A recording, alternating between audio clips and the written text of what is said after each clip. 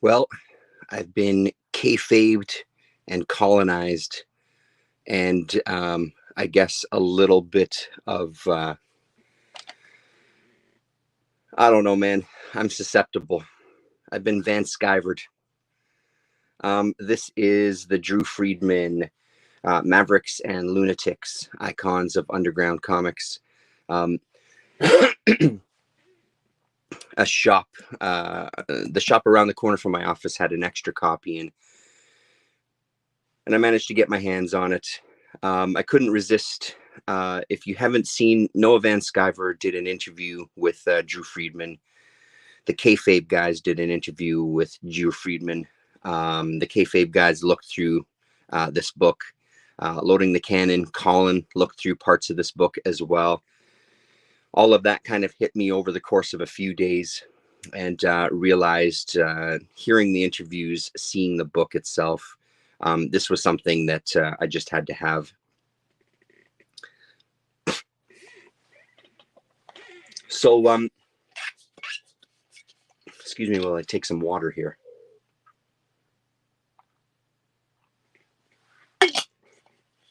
I've talked a few times about Underground Comics over the years that I've been on YouTube and making videos, and kind of how important they've been to my life. My just kind of Mark Maron does an intro in this book, and there's a lot of things that he says in there that I would totally agree with as well. The idea that the Underground Comics guys really showed me a bunch of different things. First of all, I was already sort of in the world when I was reading in the 90s, because I was reading some modern kind of indie books. And in things like Blab, for example, you were getting the mixes of those kind of modern, those 90s pseudo underground alternative comics artists mixing with like the Kim Deitches, and people, and Crumbs and people like that, and Spain Rodriguez. So I was getting to sample some of that underground stuff. But I mean, for me, for sure, the Freak Brothers would have been a big introduction fully into the underground. But I would have seen them here and there, especially seeing things like this Zap Comics on the front cover of Blab. When it comes to Drew Friedman himself, he is in that same world as well. I knew his stuff from kind of the fake ads. Yes, this one specifically, this one is kind of seared into my memory. This Comic Shop Clerks of North America from 1988 with Benny, Mordecai, Steve, Russ, Dodgerbeck, and Chappie. All phenomenal YouTube handles, by the way, especially Chappie. So it was things like this that I would see Drew Friedman in, or in Buzz would have been another one. This is a book that I've had forever as well, too. I think I've got 2 issues of this anthology from Kitchen Sink. What's the year on this one? 1990 on this one. Drew Friedman was a guy that I just knew from this kind of stuff, though. I didn't know much else. I just knew that he was the guy that I would see pop up in these anthologies doing this highly detailed one-pagers for the most part. And I was impressed by the art style, but honestly, I didn't really get drawn into his work very much. I'd always heard his name throughout the years, doing his series of portrait books and things. But I was never an enormous fan. That said, though, his art always jumped off the page, his kind of pointillism and things that he was doing in some of these books. So he was in and around that kind of world for me. I think the thing that draws me to this one the most is, well, not I think, I know for a fact that what draws me the most to this is that it's portraits of Underground Comics artists. When he put this book together, I think he whittled it down to, what did he say, 101 different artists. and he sort of had a idea that to be included in this, you had to have done at least, what was it, 10 books, 10 comics. And he kind of went from there. So hitting a lot of the big names, but then hitting some names that aren't kind of mainstays or names that you would automatically associate with Underground Comix. I've been kind of soaking this book in today. I've only read half of it. I've only got up to Harvey Kurtzman, reading the brief little bio and then looking at the portrait. It's amazing, amazing stuff. There's a lot of faces that I just haven't seen. There's also a number of names that when I look and see their work, when I was digging through my undergrounds to find some of the work from some of these people whose names they didn't jump out at me, I recognized their work, but nothing, you could have put them in front of me and I would never guess in a million years. Give me a spreadsheet, and some samples and things, and I never would have guessed it. So it's so much fun. I kind of sat down here tonight with this book on my lap and my drawer of undergrounds, which is just over there, open and pulling out books and kind of looking as I was reading and just kind of reliving a lot of the stuff that works for me with Underground Comix and kind of reliving what they've meant to me coming up reading this kind of stuff and kind of how they've really affected my worldview and how it exposed me to a lot of just absolute bonkers guys with strange ideas and pushing boundaries and kind of how that relates to how I am as, this is as ridiculous as that is, as how I am as a human being to this day, right? So it really, again, we've talked about in the past, art having an effect on your life. This would be an enormous one, art having an effect on who I became to some degree. So from what I understand, this is kind of his ink wash technique for this. So it's not the pointillism type of style. But when you look closely, you do see elements of that. When I personally think ink wash, I think of more like closer to the world of watercolors, that sort of thing. But you can see still some of that pointillism in these big dabs to make up textures, to make up shadows on faces. Really just stunning. And his ability, we'll look and we'll see some of the backgrounds that are sort of soft and out of focus. And the style that he does and putting these highlights on backgrounds, specifically on like book spines, using some like white to put these highlights on these book spines to give them this look that it is a photograph.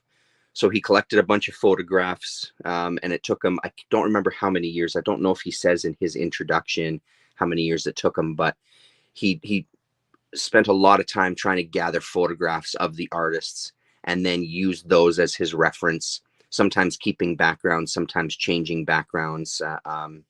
So a lot of work. And it's like I said, I feel like I'm going to sit with this book for quite a while, and kind of do some reading as well. So again, just the mention of Mark Maron. Mark Maron has interviewed some comics guys in the past. I've always meant to go back and listen to them, and I just never have. He talks about the effect that it had on his life.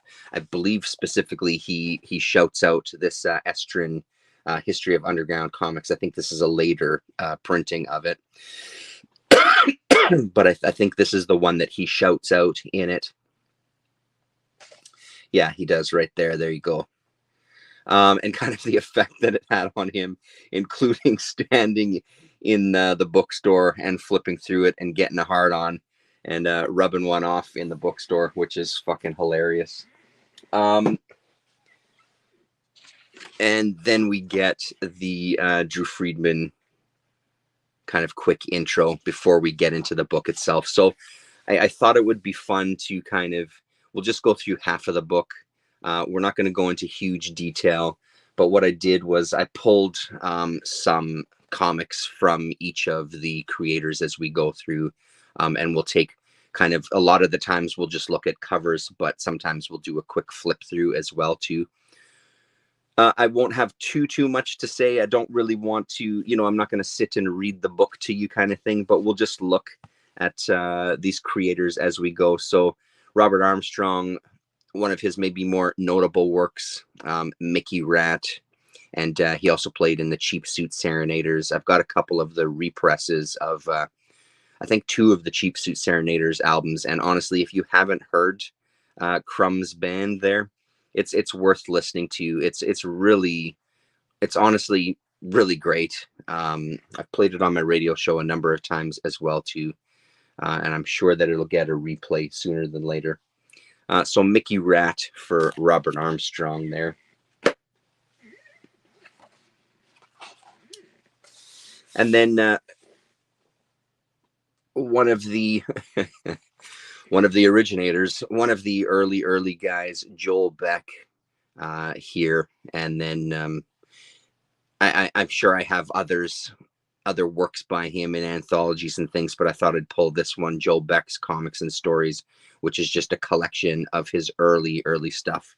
3 of the world's first underground comic books. It says it right there on the cover, so it must be the case.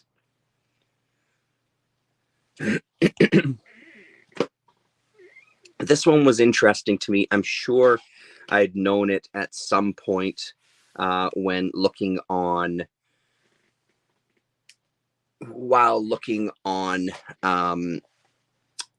Comics Joint, because I do have the comic. Apparently, this one was a huge influence on Crumb, so much so that he named a character in a strip that he did for Facts of Life Funnies, Buckwheat Florida Jr.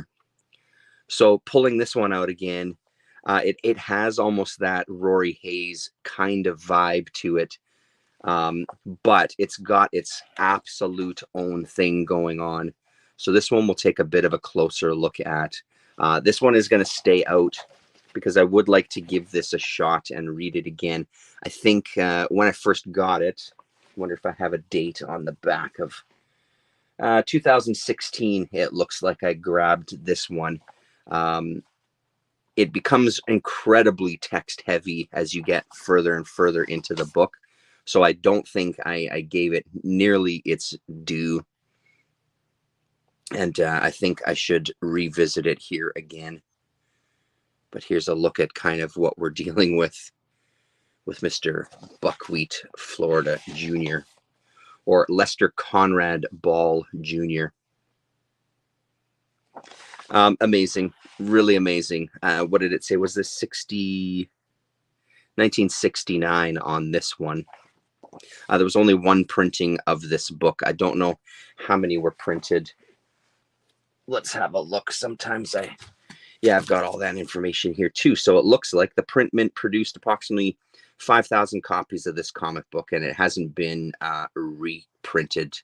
So again, from Comics Joint, it's great to use that as kind of a resource to get some of that information. Hello, Forgerelli. Yeah, I mean, it really is amazing to see some of these names in here. And I mean, again, it's just tip of the iceberg, because even when I was pulling these books, going through the drawers, there's so many other titles that jump out where they've only done, they've only done 1 or 2. Not saying that everything is brilliant, but there's so many more names attached to this. A precursor to the 80s black and white boom, maybe. Everybody started getting into underground comics. So this is a very, very unique one. Like I said, this will be staying out. And then I pulled the Facts of Life Funnies as well too. So we'll just have a quick look at Crumb's strip in here. Get some Fat Freddy's Cat as well in this one. Here we are. So Strawberry Fields, The Last of the Flower Kids, and Her Old Man, Buckwheat Florida Jr. in Preggers. So here's his homage. I don't know, his showing his love.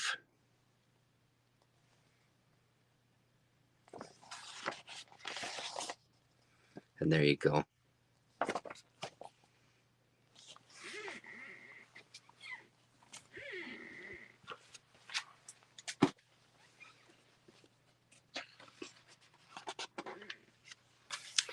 Von Baudet next. The kayfabe guys talk about it too. Ed talks about it as well.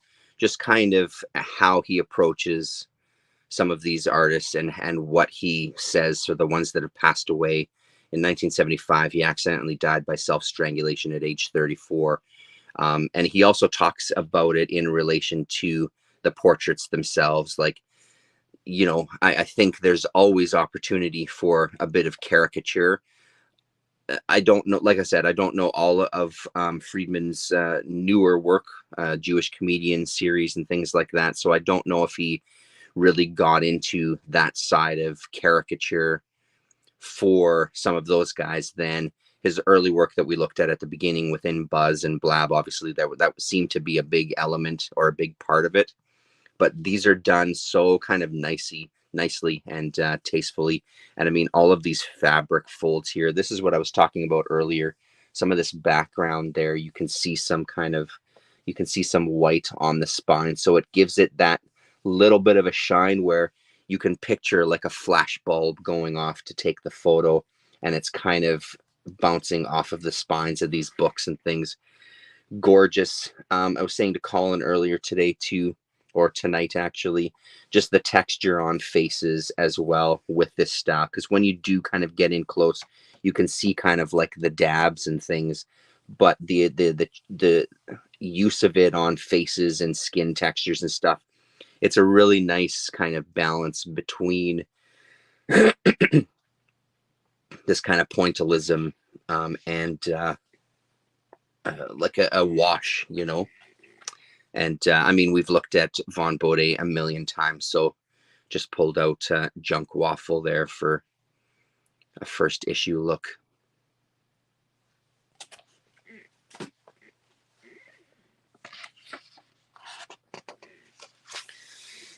Tim Boxall appeared all over the place. No Ducks, Dope Comics, Bizarre Sex, Comics Book, Snarf, Fantagore, Death Rattle, etc., etc., etc. I pulled this one. It's kind of one of his more infamous titles, I guess. Philip Jose Farmer's The Image of the Beast from Last Gasp. I'm assuming 73. I don't have the written on the back there.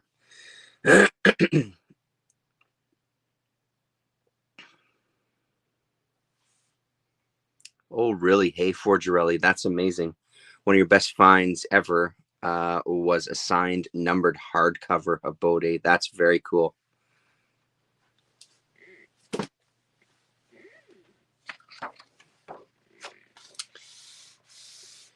Michelle Brand for $50. That ain't bad at all. What happens with some of the female creators, some of the women creators, it's you know, you never want to just keep going back to the same books. There's obviously a lot smaller amount of female creators within Undergrounds, but I tried to pull some stuff out that we can look at here. I didn't mark anything, so just give me one sec here as you look at Michelle Brand's photo there.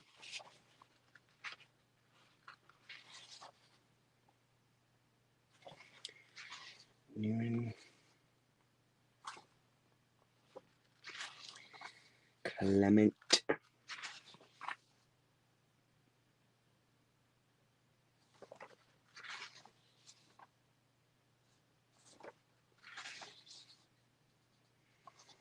Yeah, this is just what you're here for, right? Rudol and Trina. Lee Mars, of course. And again, this was a name that didn't immediately jump out at me.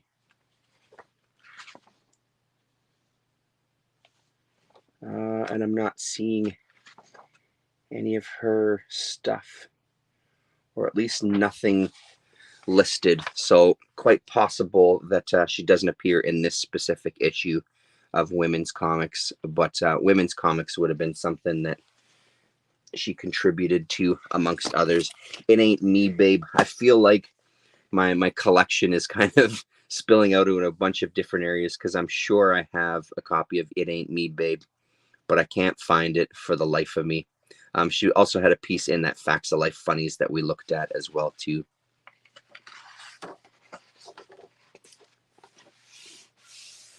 Roger Brand, Tales of Sex and Death being one of those titles. Very distinct style. I feel like his stuff jumps off the page at you for sure. Yeah, fantastic stuff. And again, with these backgrounds here, beautiful buildings and things back there.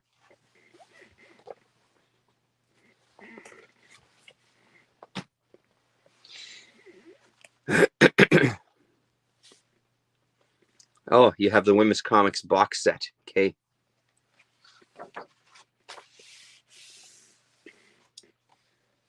Oh, am I missing?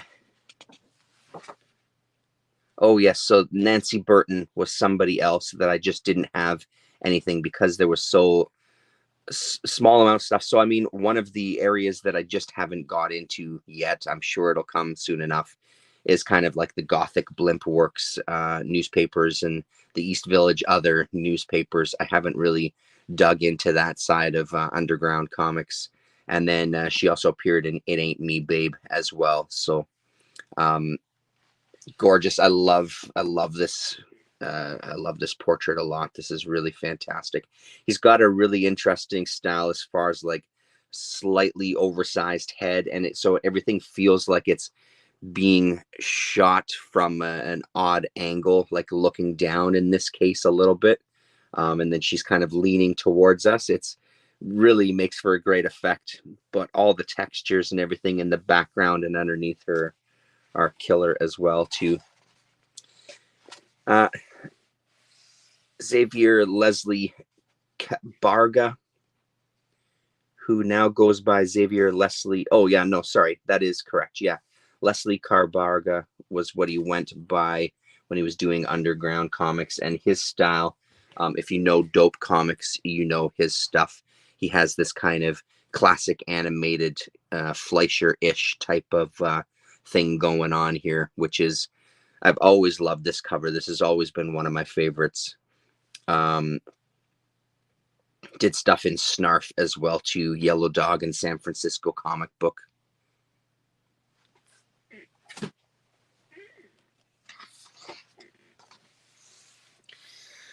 Lynn Chevley, another name that didn't immediately jump out at me, but I'm very familiar with because this Abortion Eve especially is one of my favorite undergrounds and an area of undergrounds that I really, really dig. This kind of not quite social services, but this idea of that brand of edu comics that started to come out where they were trying to do something extra with the undergrounds. They were trying to reach out and do kind of almost social services to some degree. So new abortion rights that women had, this comic was put together to help people navigate, help women navigate rather. Um, it's fantastic, and just doing that kind of work I think is so great, and that's definitely something I've taken from the undergrounds, this kind of doing this kind of thing for your community and for kind of you know, people around in and around where you live.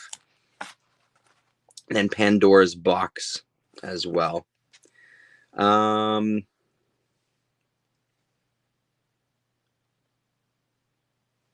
Let's see here.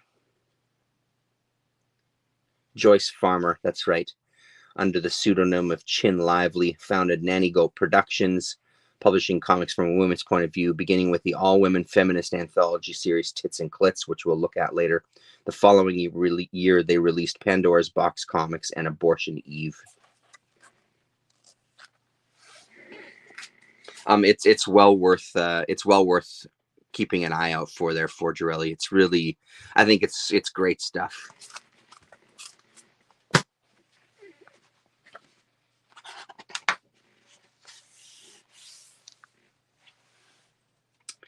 Dan Klein with his Hungry Chuck biscuits.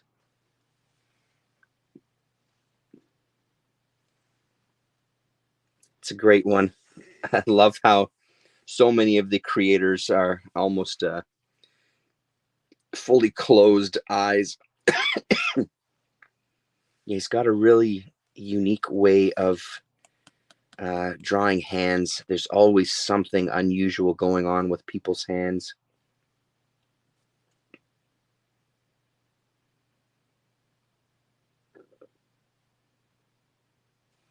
Yeah, it's fantastic, man. I just love this effect of out of focus foregrounds and backgrounds.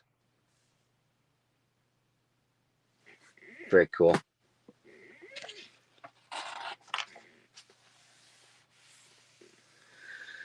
Ron Cobb.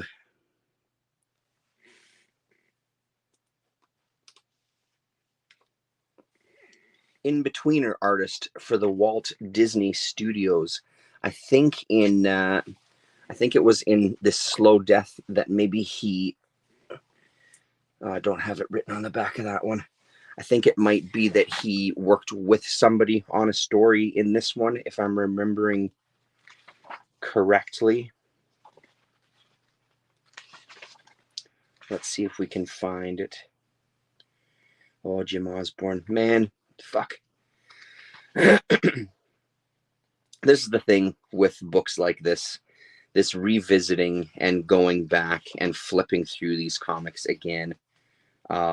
So wonderful.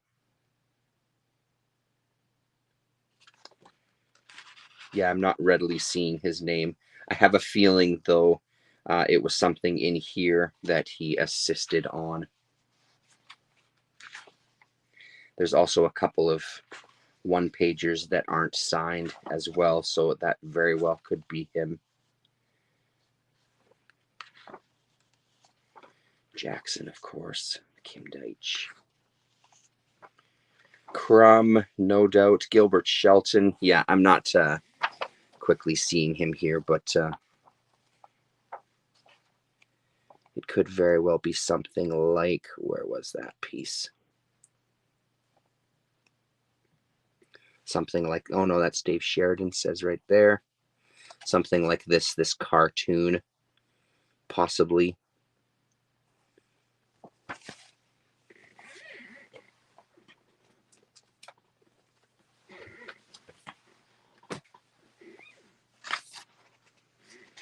Guy Caldwell. What more can you say? That hasn't been said 10 million times by guys like me and Colin. He's one of the best. He's one of my favorites. I'll gladly take this opportunity again to remind you that you can buy pages from Caldwell. This is from Inner City Romance, and the first Cthulhu Hand. Luke, how the hell are you? This is the first piece of original art I've owned, or original page rather. So it's one of my favorites. You know, what can I tell you? Fucking legendary. Richard Corbin. You know him, you love him, Fandecor. That's a great one too. The trees and the branches in the background. There's a million black metal band names in those branches there if you look closely enough. So fantastic though, like again, textures in the jackets and things.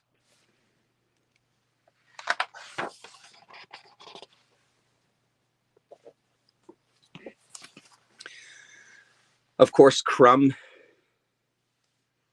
sitting in a blank sketchbook. It's an interesting, in the kayfabe one where they're looking at it.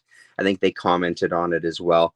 There's some of the other ones, like when we looked at, when you saw the Von Baudet one, he has some art on his table, and he actually recreated some of the art from the photo. So my guess is potentially that there wasn't anything in this book when the photo was taken, or he just felt he felt awkward putting something in the sketchbook. But either way, it does stand out a bit. But I mean, good old fucking Crumb, man. Yeah, hey, really. It was something. It was one of the ones that affected me as well, too, to be honest. Not that many kind of celebrity ones really have much of an effect on me, because I mean, I don't know them personally or anything. So, but that was one of them for sure. Howard Cruz, I thought I had some Barefoots collections. I know that he appears all over in some anthologies, but I know and love Howard Cruz. And I think one of the other things that this one pointed out to me was that something like, oh, or maybe was there something in this yellow dog? Is that why I had this yellow dog here? Gay comics that he did. I just don't have any of it, because I don't see it around. Even when I was buying Underground Comix lots on eBay, they weren't popping up in those lots. Yeah, I did. Here we go. So there's Big Marvy by Howard Cruz there. And I'd like to dig into some of those, because I feel like there's going to be a bunch of artists in those books too that I'm not familiar with. And I think it ran quite a long time. From I started looking on my comic shop as well too, and just kind of adding some to my um, wish list there. Howard Cruz is great, or was great rather. 2019, passed away. Oh, mama. This was one I was incredibly excited about to see. The man himself, fucking Charles Dallas, does not get nearly as much fucking love as he deserves. And he deserves every last stitch of it. Guys like Jim Osborne and Charles Dallas, I think, are unreal, or were rather unreal. Well, in Charles's case, still alive. Unreal artists. So I had to pull. I know I've shown these a whole bunch of times. Psychotic Adventures was his one-man anthology, 3 issues. Fucking phenomenal. Highly recommended. Highly recommended. I mean, just that lettering alone. And it was something that the kayfabe guys don't know about. And man, I've put it in comments of their videos in the past.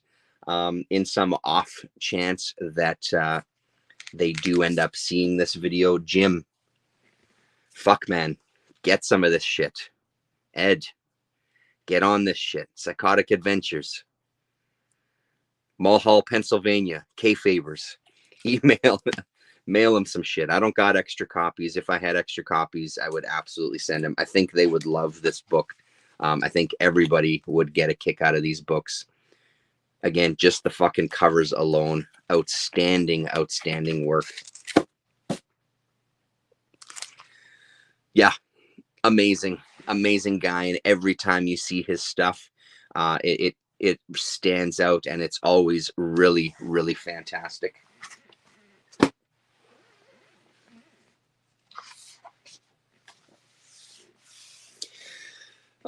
Kim Deitch is how I've always pronounced it. I've heard it a couple of different ways, though. You know, some of these guys, there's not much that can be said. They're pretty legendary. Hey, look at this. As I'm flipping through this one, who do we have here? Just for the previous, this is Insect Fear. There's another Charles Dallas just before we flip to Deitch. Not that people aren't familiar with his work, but while we're doing it, and again, another guy that jumps off the page, Roger Brand again. Very singular kind of style. Here we go. Born Again.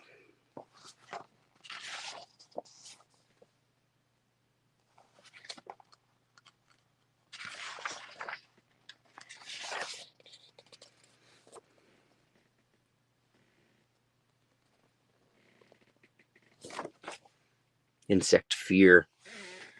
Number 3, the only one that I have from that anthology. One of the ones that's not the easiest or cheapest to find. Switch does sketches whenever you bring him books to sign. Super nice guy. Switch. Oh, okay. Okay, Deitch. Yeah. There you go. And then Simon Deitch. I think this was the same thing in here. Did he appear in Skull? Simon Deitch. There we go. Back inside cover. There's a sample of his stuff. I feel like, did he do... I thought at some point he had done some work that was sort of an homage or kind of, it looked Rory Hayes-ish. But I could be wrong about that. Just having a quick flip through. And again, with the Charles Dallas, every time I see it now, I'm just going to be pointing it out to you. So, did I show you already? This is Skull, issue number 4. I mean, look at that shit. The guy's incredible. He's incredible. Where's the collection? Fantagraphics, a collection. There we go. There's another Deitch piece there.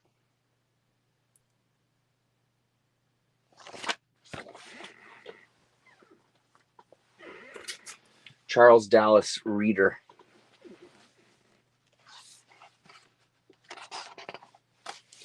George DiCaprio. No relation, I'm sure. One of the Greaser comics is something else that he did, but this is kind of one of the big ones. I don't have the date. This is a newer within the last few years. I can't remember if I got it as part of a lot or just bought it singular. Nero Comics, Timothy Leary from Last Gasp.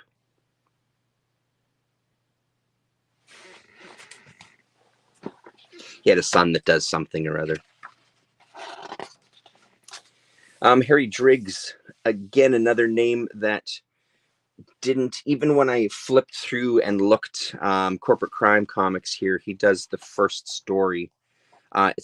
Even his style didn't jump out at me. Not that it's bad, it just isn't something that I'm overly familiar with within these books. Also interesting to find out that he was the one that created the Greenpeace symbol. Logo, I guess. Or Green Party is what I meant to say. Green Party.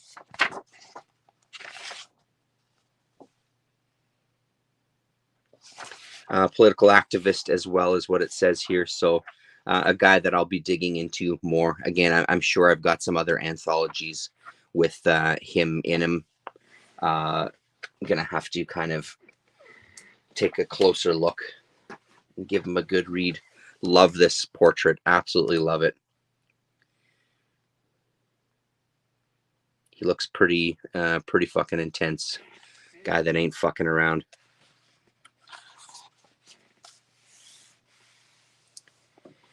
Jim Evans, was this a guy that I didn't have anything for?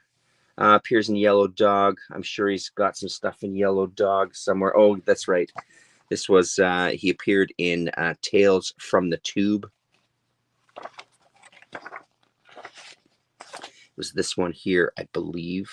Nope, not that one. Was it just before? Yes, it was this one. Jim Evans. There we go. Beautiful lettering there, too.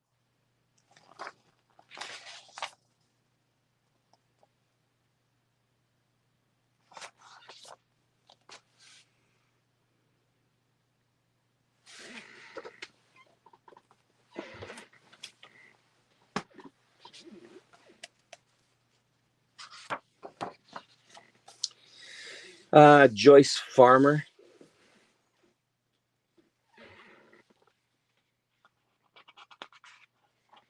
Appeared in, did she go by Joyce Sutton? Maybe I pulled the wrong, book. No, it does say Tits and Clits. So here we are. I've only got this one issue of this though, so maybe she appeared in another one. She also appears in Pandora's Box, which we looked at, and Abortion Eve as well. But I'm seeing a Joyce Sutton credit on one of the stories here.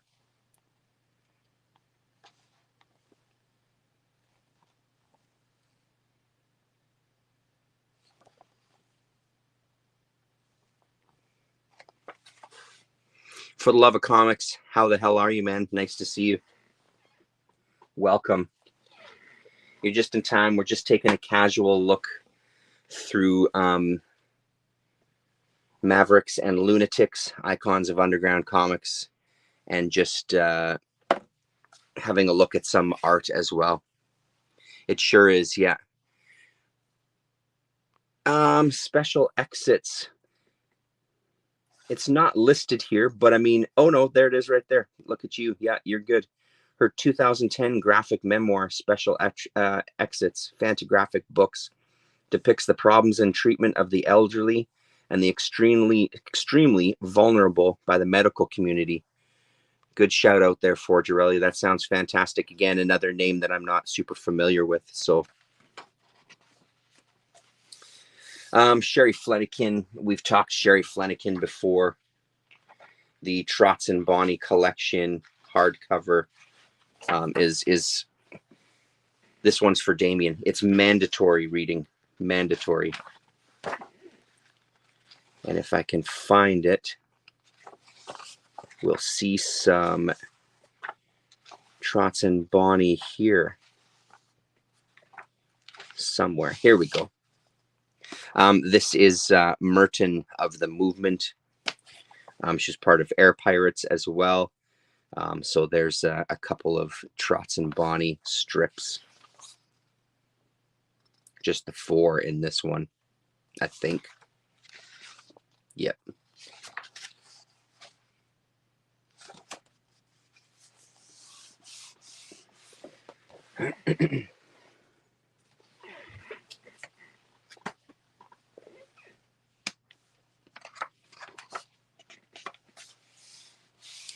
Jim Franklin, the Michelangelo of armadillo art, apparently.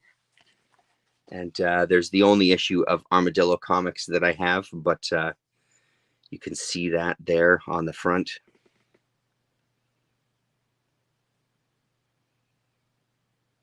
Another fantastic portrait. Great background as well. We're just going over kind of half of it as well for the love of comics. I don't want to show every single one. One of the names that I am vaguely familiar with, Uncle Larry. I don't have anything by Larry Fuller. 1970s Eben. He worked at Garrett Arlington San Francisco Comic Book Company, or was put out by, San Francisco Comic Book Company. Laugh in the Dark. Yeah, so I don't have anything. White Whore Funnies and Gay Heartthrobs. Those are 2 books that have long been on my list, especially White Whore Funnies. But again, some of these undergrounds you just don't see anywhere. Melinda Gebbie, kind of, I guess, one of her more infamous books, this Fresca Zizi. I got a real rough, beat up copy, but beautiful, and married to Alan Moore, and did Lost Girls. This one is corners almost torn off, but it was cheap, and an infamous book. Portrait of a Rapist. 1977. Yeah, and I think that's one of the things that we were just talking about before you came into for the love of comics. There's a number of artists here that I'm far from an expert on Underground Comix, not even fucking close. There was a number of names here that I didn't recognize. He was talking about when he put this book together, he was trying to focus on people who had at least 10 books in their repertoire. But he didn't kind of stick to that with everybody because he felt there were some names that needed to be included just because of their impact. One of the guys that's an absolute love or hate, I kind of happen to love him, is Dave Geiser. I've got a number of his books. I just pulled a couple. It goes everything from this is Demented Pervert, this kind of style, a very, very singular style, but you can see it sort of change and grow throughout his books. So you start kind of with something like this, and then there's another issue of Demented Pervert where it's a little bit different there even. And then one of my favorite covers of all time is this one, Pain.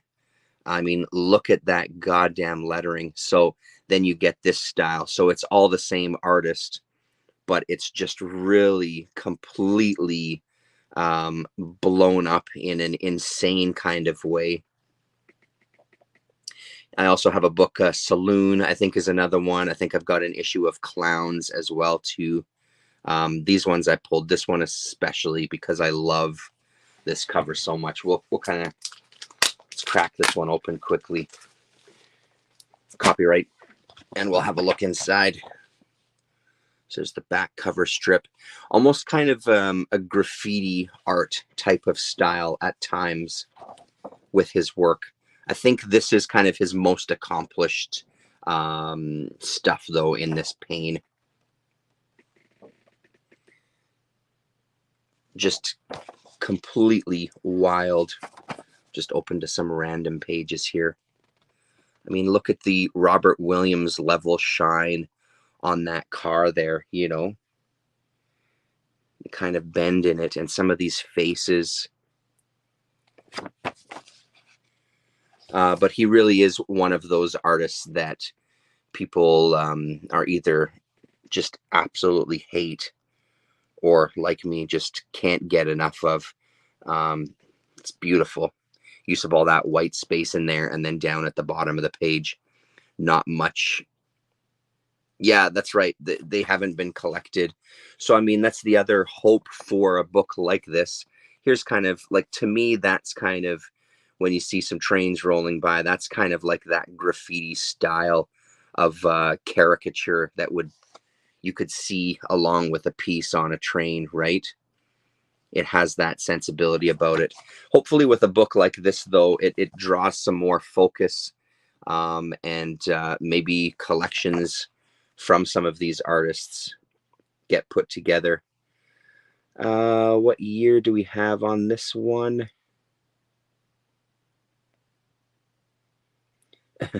Note, 50 copies have been signed and numbered in the blood of the artist, supposedly.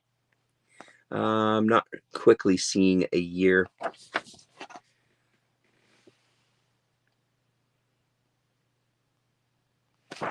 But again, another guy I was excited to see a portrait of. So good. Recommended.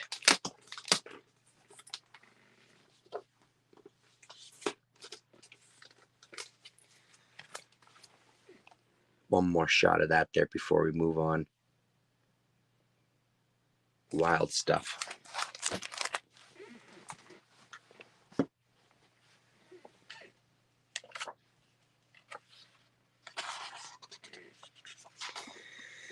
Everett Geratst.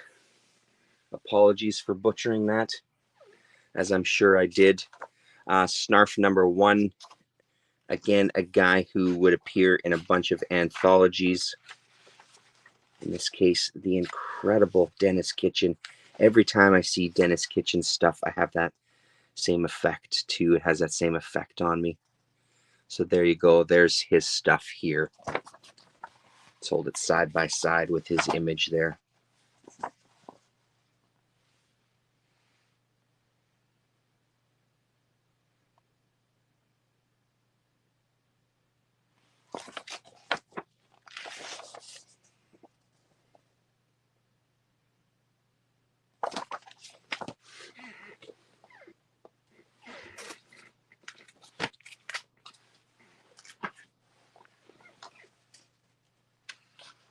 August 1973. Beautiful.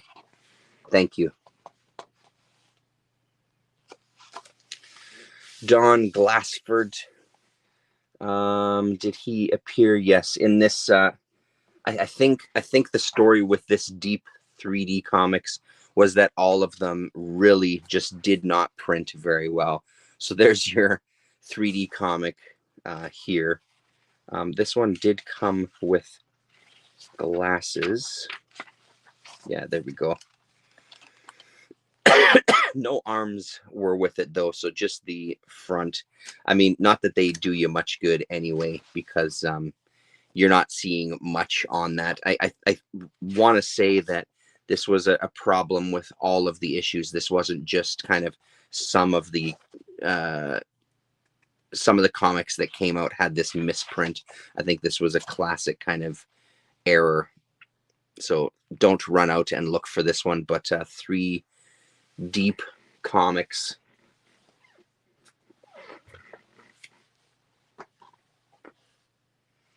And again, another guy that appeared in a lot of, like all of these guys. I mean, there was a lot of kind of appearances. I do have some Smile, Chuck Biscuits we looked at earlier, that, and then Mom's Homemade Comics, which we'll see later.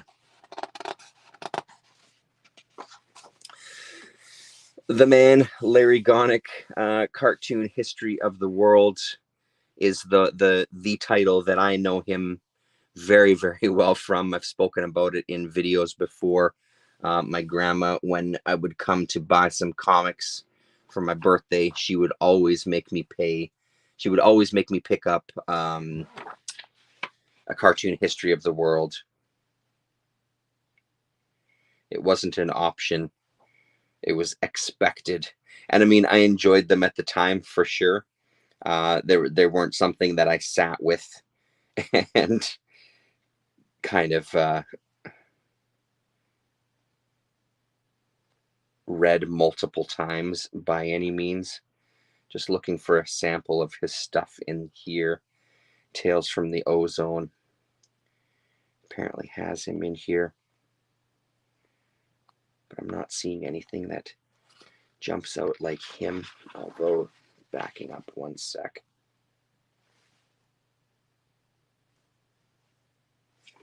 Nope. He might be one of those guys whose style dramatically changed. Anyway, apologies. Not finding it readily from Tales from the Ozone. Do I have credits on the back? No, I don't. But he apparently appears in this one. Sorry about that. Not very helpful whatsoever.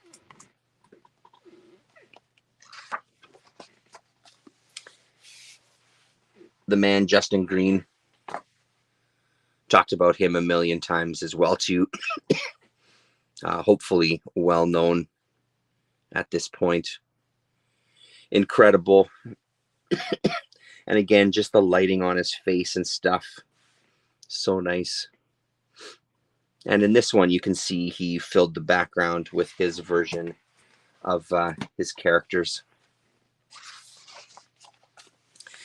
The man himself, Richard Grass Green, Super Soul Comics being one of his, fanzine era, working all over the place. But this is the big one that I know him from.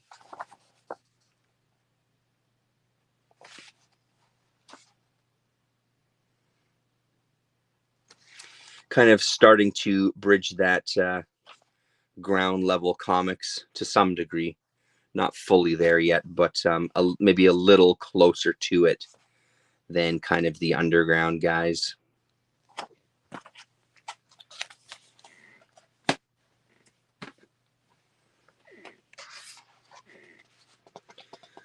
Oh man, Rick Griffin, fantastic fucking portrait.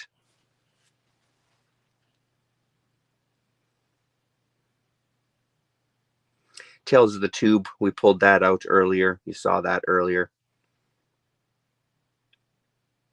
He joined the Zap crew with issue number 2 here. But honestly, like, this is one of the stronger ones. His face in this one it looks photographic. He must have really had an affinity. It feels like some of the portraits, not that he doesn't have an affinity for all of them, but even in one of the interviews, I think in the kayfabe interview, he does talk about how some of these Underground Comics creators he's not the biggest fan of. So there's got to be some of that comes through the page, and I feel like Griffin is a guy that he's a bigger fan of, because I feel like this is a piece that he really put some work into, because that's amazing. Even the beard textures and things are unfucking believable. Oops.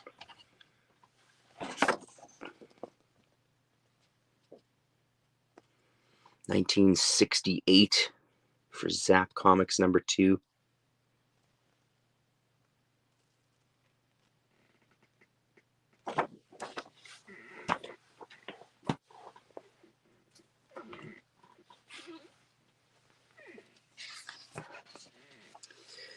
Bill Griffith, one of the books that he started was Young Lust with Jay Kinney.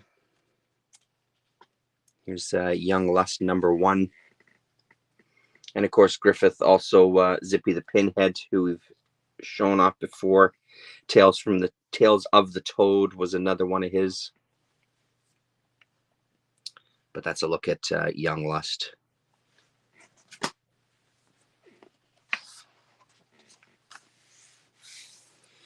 Gary Grimshaw. Did he sign Grim? Is that what he signed as? Appearance here in Slow Death. This is issue number 2 of Slow Death, with a Jackson and Sheridan wraparound cover. 75 center. I don't think I have a first print of this one. I feel like maybe was it Grizzly that he signed as, or Grimsy? Jackson.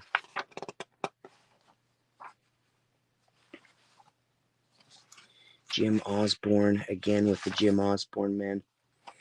Yeah, let's just take a moment. Jim Osborne here. Beautiful stuff.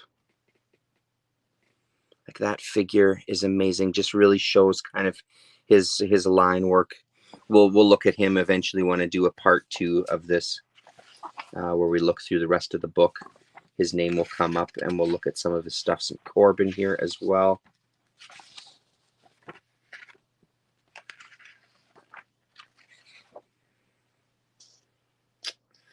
Yeah, another one where his stuff isn't jumping out at me. I'm sure that he signed Grizzly or something like that. Anyway, Slow Death. He does appear in some Slow Death. Let's put that to the side for a sec. Tales from the Ozone was the other one, and we've looked at that previously as well too. So Halgren, Gary Halgren, I think was in this San Francisco comic book here.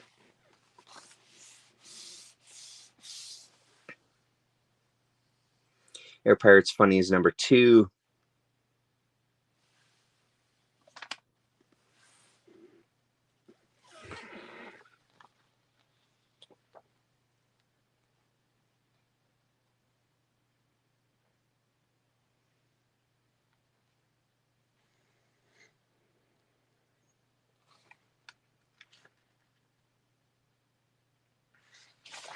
Here we go. So this is San Francisco comic book number 4. And there's some Halgren right there.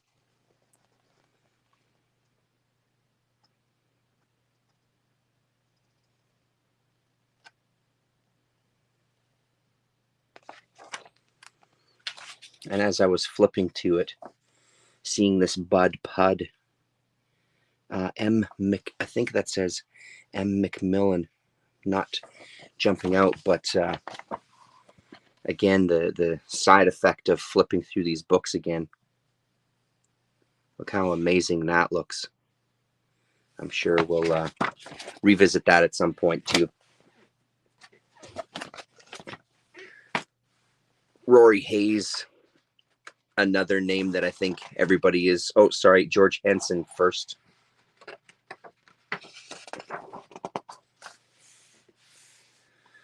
Another guy I think that I didn't have very much from, because none of the titles jumped out at me. Hard Times, Hot Nuts, Like Nobody's Business Funnies, Let's Not and Say We Did Funnies, Tail Dagger Comics. None of those names meant anything to me. Not even anything that was on my radar. Amazing portrait, but not a name that I'm familiar with. Here we go. Here's Rory. Rory, of course, Boogeyman Comics, very singular artist. Greg Irons back cover there with his nightmarish landscapes, featuring this little teddy bear doll and other dolls in this story as well. Incredible. This is the only issue of Boogeyman that I have. That lettering, fantastic. Again, on the Kayfabe channel, they had somebody give them a bunch of gift them a bunch of oh, look at this, Rick Griffin and Rory Hayes, gift them the 3 issues of Boogeyman, and I think they got a first print of issue number 1, which I think Ed snatched up immediately.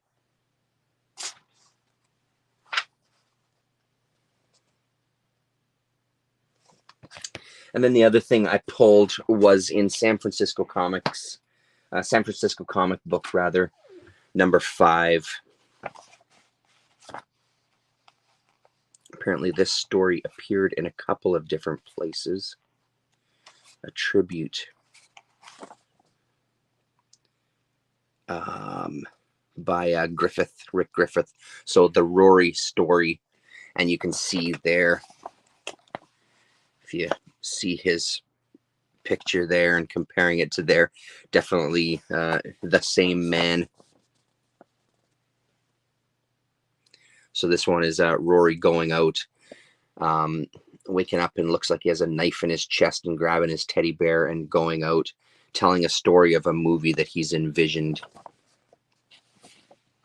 What does he say up front? Dimensions are separated only by barriers. So out in a stormy night to throw the teddy bear over the cliff. I've evolved into cinders from the cosmos. Apparently this was written and drawn just after his death.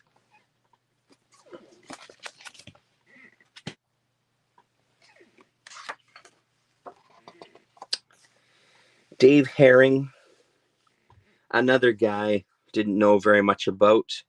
A fanzine called Odd that was kind of satire, like Mad Trump Humbug. His kind of paying tribute is what Friedman says in here. I think he appeared in some of these Weirdum comics, Pro Junior, Bizarre Sex, and Snarf. These took me forever to find and get my hands on copies of Weirdum. This has some early Corbin stuff in it as well, which also made it pretty difficult to get my hands on. Yeah, we have some Corbin right off the bat there. Chances are not much here is signed. Martin Russell.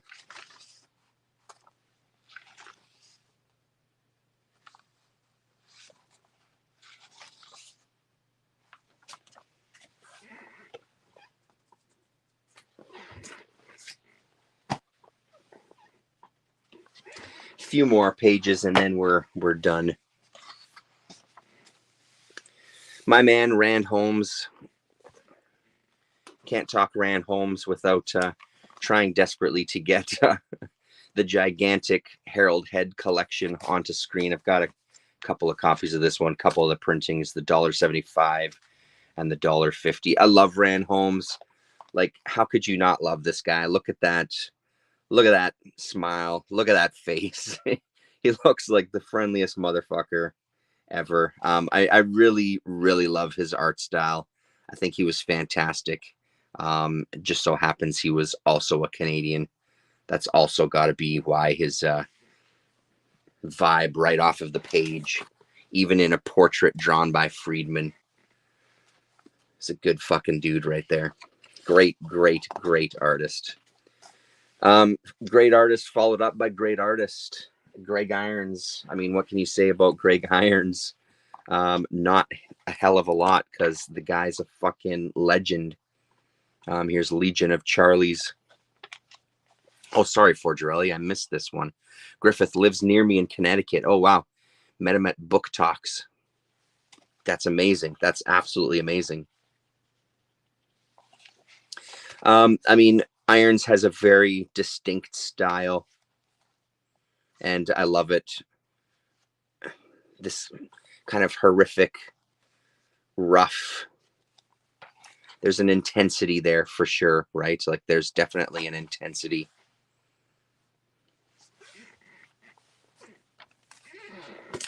That fine young man. Look at that fine young man. And then 3 in a row, Jack Jackson, one of my all-time favorites. Talked about him a million times. We'll just show you God Knows. So Ripoff Press Inc. did these Underground Classics. Was there 8, 9, 10, 11 of them? I'm not sure. But this one is Jackson Volume 1, so it was very early work. His God Knows character. But it's a killer portrait as well there too. And again, in the bush. A little more foliage on this one, though, compared to the Corbin.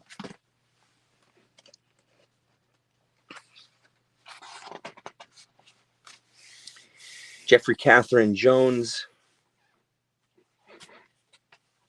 Talked about Jeffrey Catherine Jones a number of times as well, too. So here's Spasm. Beautiful, painted. Got a card set as well, too. Amazing stuff.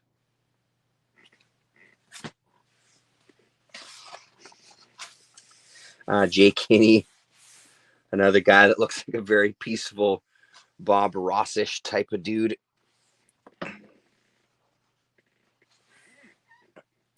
Was he in Short Order? Pro Junior, Short Order Comics, Arcade.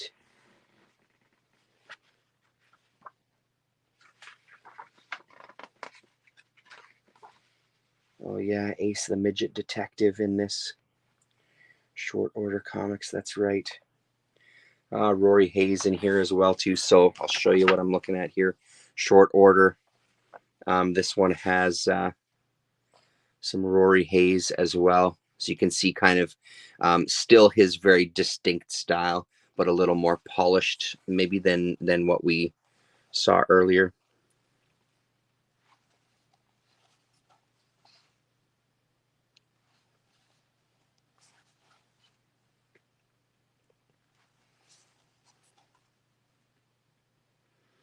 Yeah, there it is. See, and that was a surprise to me. Is he coming up next?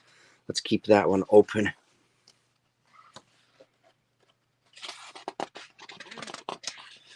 Dennis Kitchen. We'll get to Kuchar in a minute there. So Dennis Kitchen, another one of my favorites. Mom's Homemade Comics was his. I don't have a copy of number 1. That was his very first thing that he put out. I would love to get myself a copy of that at some point, but his style is beautiful. There's a collection of his work as well too, probably Fantagraphics. I don't remember off the top of my head, but there's a hardcover of his stuff, kind of a biography and things, but he's great. His Snarf cover we saw earlier on for Snarf number 1. Really, really amazing guy, amazing art.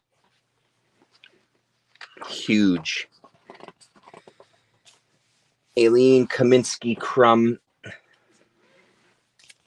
The big one there is Dirty Laundry with Robert Crumb. Collection of hers came out as well. Do they mention it? Yeah, Love That Bunch 2018 by Drawn and Quarterly. Here we go. This is the one that shocked me. I had no idea. I know the Kuchar brothers from some of their movies, not much. Kuchar's had a big Pink Flamingos. John Waters had Kuchar's had a huge influence on John Waters. I had no fucking idea that he did comics. This short order is a newer one to my collection. What year? I feel like. Oh, actually, this one is 2017. I thought this one I got in more recent than that, but really, really surprised. I think he was in town many, many years ago. We have a little art house theater that I think had a little mini Kuchar event, and I think he came to town as well. But here's what his stuff looks like. It's phenomenal. I'm pretty sure Thundercrack was the big one there, JEC. That's the one that jumps out at the top of my mind as the one that I've seen that I loved the most. But his art is really amazing, actually. So I'm going to have to look to see how much else, what else he did.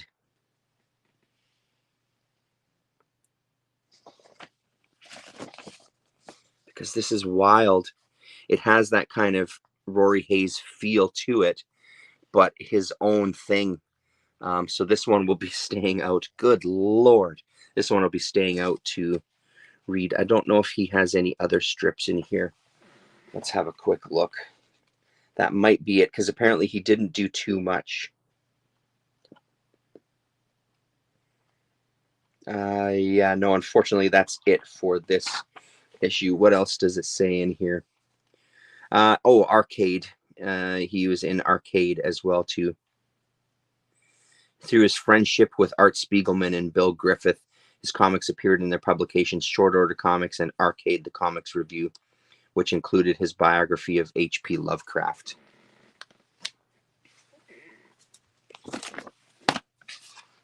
And then last and certainly not least, the one and only Mr. Harvey Kurtzman, here doing the cover for Snarf number 5.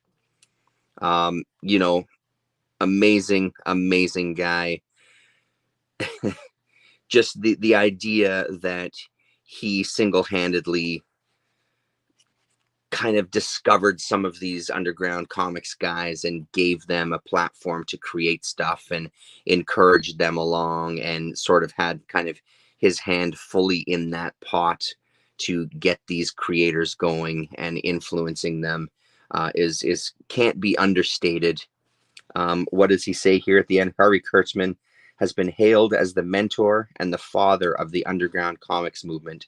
His response: I demand a blood test. Thanks very much for hanging out, guys. That is it for this one. Eventually, I'll come back and we'll do the second half. Talk to you soon.